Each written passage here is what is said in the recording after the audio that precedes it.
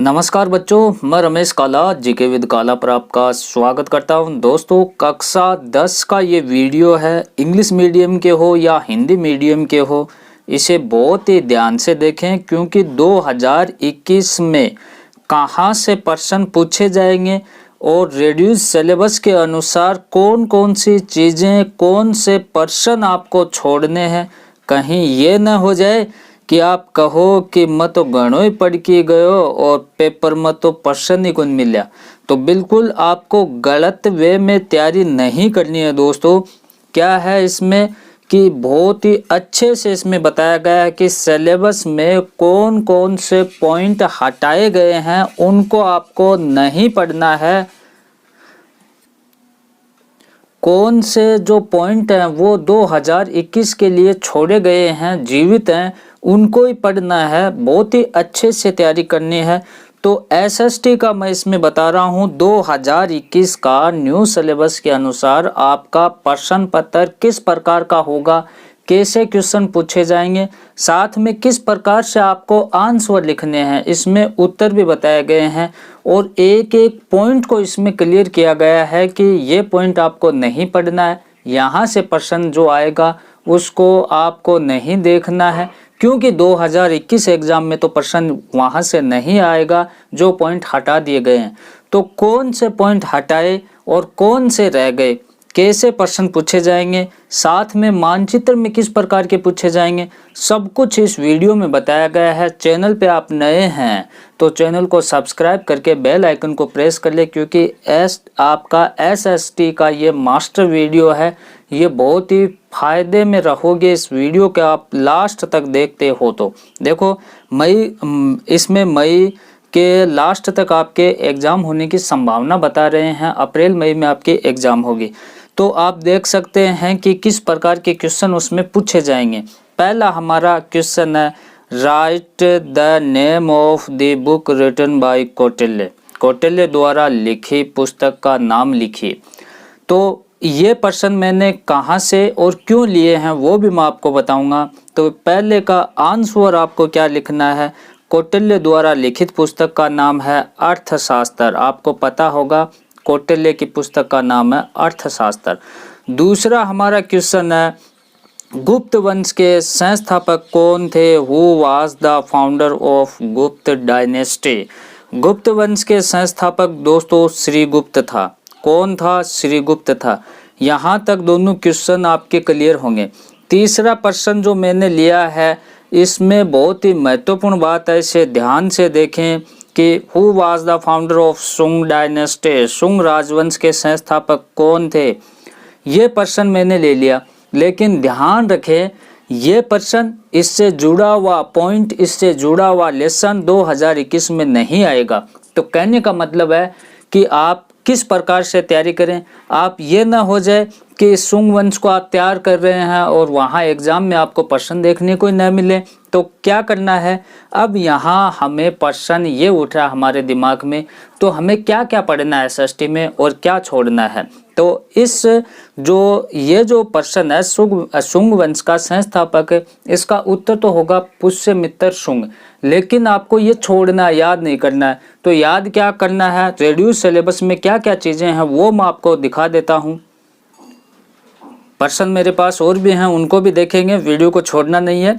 अब इसमें तो ये देखना है कि जो संशोधित पाठ्यक्रम है 2021 का सामाजिक विज्ञान या एसएसटी का, तो उसमें हमें क्या क्या पढ़ना है। तो हमारा जो पहला लेसन है वो स्वर्णिम भारत प्रारंभ से 1206 तक का इतिहास। अब यहाँ ये चीज़ ध्यान रखनी है कि यहाँ हमें पहले पार्ट में मौर्य वंश पढ़ना है, उसका पतन पढ़ना है, मौर्य प्रशासन, सैन्य व्यवस्था और न्यायिक व्यवस्था।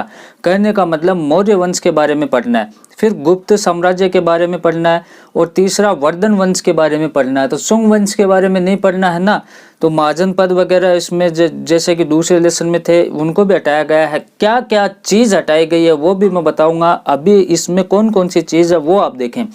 संघर्षकालीन भारत 1206 से 1757 तक ईस्वी का जो इतिहास था, पहला लेसन हमारे 5 नंबर का। एक चीज़ और ध्यान रखें, जो 80 नंबर का पेपर होता था, पेपर अब भी 80 नंबर का ही होगा, और 20 नंबर का जो शतरांक होता था वो ही आपका सेम रहेगा। 100 नंबर का ही आपका टोटल पूर्णांक रहेगा, इसमें कोई चेंज नहीं है। तो आप देख सकते हैं दूसरे लेसन में आपको क्या क्या पढ़ना है। दिल्ली सल्तनत पढ़ना है, खिलजी वंश पढ़ना है, तुगलक शासन पढ़ना है, सैयद वंश, लोधी वंश और सल्तनत कालीन प्रशासन पढ़ना है। अब मुगल कालीन भारत में 2 के लेसन की बात कर रहा हूँ। हुमायूं, सूर साम्राज्य, अकबर, जहांगीर, शाहजहां, औरंगजेब, मुगल कालीन प्रशासन, सत्ता के साथ प्रतिरोध और सहयोग। राजस्थान के संदर्भ में हमें हमीरदेव चौहान, राव शेखा, महाराणा प्रताप, राव चंद्रसेन, राय सिंह, सवाई जय सिंह, अमर सिंह राठौड़ पढ़ना है। और मराठों के इतिहास में हमें क्या पढ़ना है कि शिवाजी, वीर तानाजी राव। और इस प्रकार से तीसरा लेसन जो हमारा इसमें क्या पढ़ना है ये ध्यान रखें। 7 नंबर का तीसरा लेसन अंग्रेजी साम्राज्य का प्रतिकार और संघर्ष। इसमें 1757 से लेकर 1857 की जो क्रांति थी वहां तक का इतिहास पढ़ना है। 1857 की क्रांति पढ़नी है, जनजातीय आंदोलन पढ़ना है, राजनीतिक आंदोलन 1857 से 1919 पढ़ना है, राजनीतिक आंदोलन 1919 से 1947 पढ़ना है, राजस्थान में जनजातीय किसान और प्रजामंडल आंदोलन पढ़ना है। और उसके बाद में विश्व इतिहास में सिर्फ और सिर्फ औद्योगिक क्रांति पढ़नी है, जैसे यूरोप में राष्ट्रवाद का उदय, पुनर्जागरण, वो नहीं पढ़ना है। अब लोकतंत्र है, लोकतंत्र में 5 नंबर का आएगा। इसमें लोकतंत्र का अर्थ, विशेषता, लोकतंत्र की सफलता के लिए आवश्यक परिस्थितियां, लोकतंत्र का आलोचनात्मक परीक्षण पढ़ना है।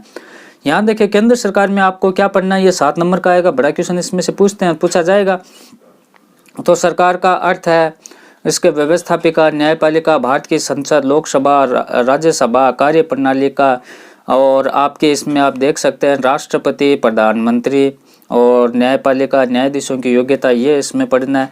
उसके बाद में राज्य सरकार में आपको क्या पढ़ना है, विधानसभा, विधानमंडल, कार्य शक्तियाँ, विधान परिषद, कार्य गठन इनका, कार्यपालिका के बारे में और न्यायपालिका के बारे में। कार्यपालिका में आप देख सकते हैं राज्यपाल, मुख्यमंत्री, उच्च न्यायालय का और इनके बारे में पढ़ना है। उसके बाद में जो सेकंड पार्ट है इसमें SST में आ जाता है भूगोल वाला। यहाँ 8 के पार्ट में बहुउद्देशीय परियोजना, जल संरक्षण, जल प्रबंधन, जल स्वावलंबन पढ़ना है। और ये राजस्थान के संदर्भ में पढ़ना है, भारत का नहीं पढ़ना। 2 नंबर का ये आएगा, सिर्फ राजस्थान का पढ़ना है।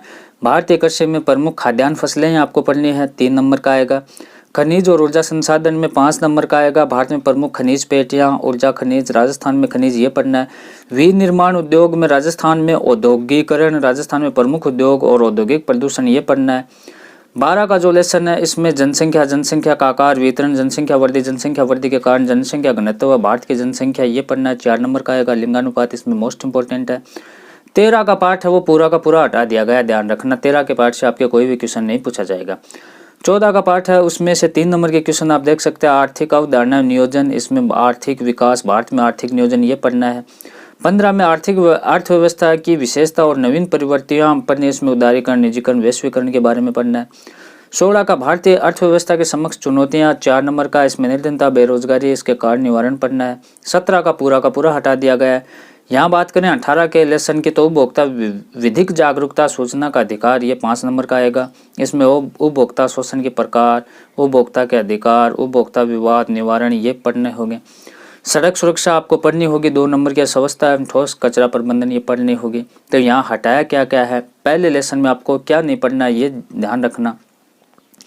पहले लेसन में जो महाजनपद थे वो आपको नहीं पढ़ना है, राजस्थान के प्रमुख जनपद वो नहीं पढ़ना है। यहाँ आप देख सकते हैं 2021 के लिए हटाया गया भाग, महाजनपद नहीं पढ़ना है।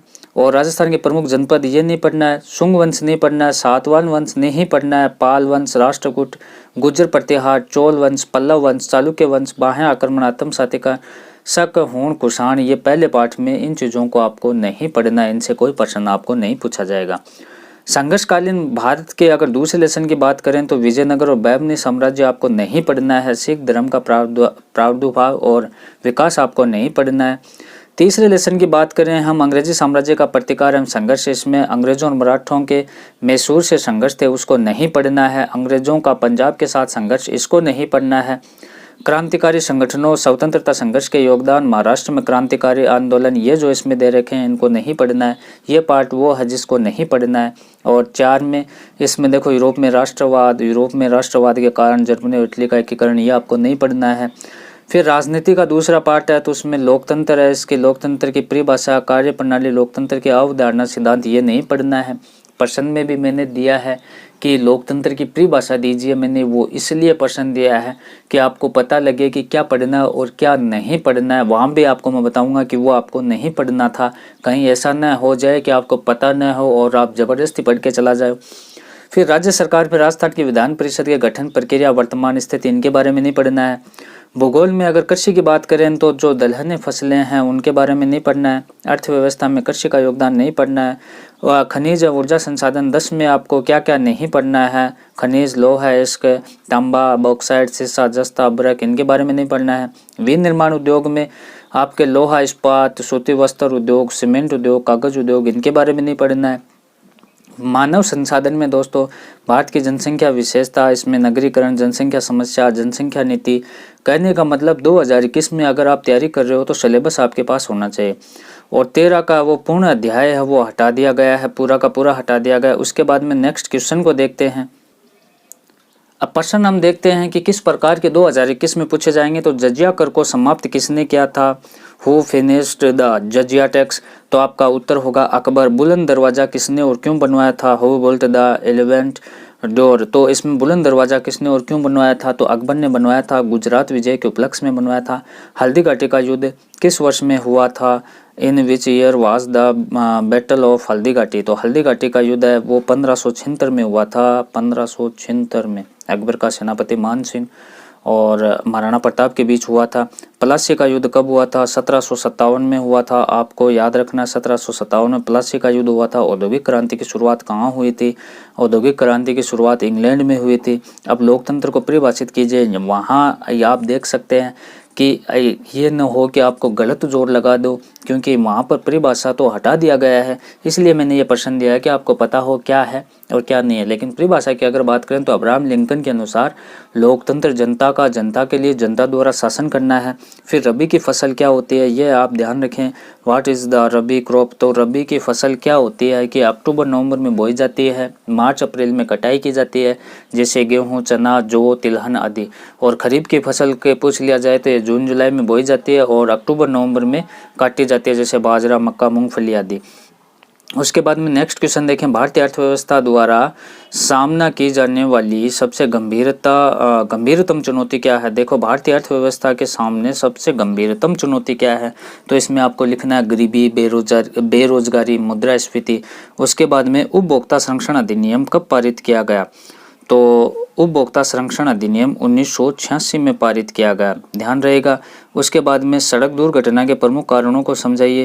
देखो वाहन अनियंत्रित गति से सड़क पर नहीं चलाना चाहिए, लापरवाही से सड़क पर वाहन नहीं चलाना चाहिए, नशा करके नहीं चलाना चाहिए, मोबाइल का उपयोग नहीं करना चाहिए, दोपहिया वाहन है तो हेलमेट का प्रयोग, चार पहिया वाहन है तो सीट बेल्ट का प्रयोग करना चाहिए, यातायात नियमों का पालन नहीं करते हैं तो इसलिए दुर्घटना हो जाती है, हेलमेट का प्रयोग नहीं करते हैं तो दुर्घटना हो जाती है। तो इस प्रकार से आपको लिखना है।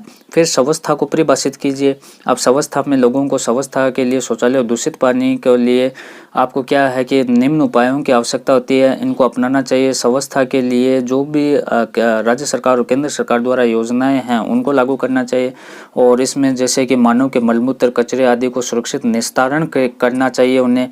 फिर उसके बाद में नेक्स्ट क्वेश्चन हमारा राष्ट्रपति की कार्यपालिका विधायी शक्तियों का वर्णन कीजिए। दोस्तों मैंने सामाजिक विज्ञान कक्षा 10 सामाजिक विज्ञान के नाम से प्ले लिस्ट है वहाँ करवा रखी है। जो आपके सिलेबस में है उन्हीं चीज़ों को आप पढ़ें, वहाँ से जाकर आप तैयारी कर सकते हैं। उसके बाद में एक जागरूक नागरिक के रूप में उपभोक्ता शोषण के 4 सुझाव देने हैं। कौन कौन से सुझाव हैं और दिए गए मानचित्र में निम्नलिखित को अंकित कीजिए, जैसे खेतड़ी, दिल्ली, कालीबंगा, हीराकुंड परियोजना। कहने का मतलब मेरा ये था कि कक्षा 10 की तैयारी इस प्रकार से करें कि आपको पता हो ये चीज़ पढ़नी है, ये चीज़ छोड़नी है, कहीं ये ना हो जाए कि गलत जोर आप लगा दो और वहाँ आपको परेशानी ना मिले। तो वीडियो को लाइक शेयर करें, चैनल पे नए हैं तो चैनल को सब्सक्राइब कर लें। धन्यवाद दोस्तों।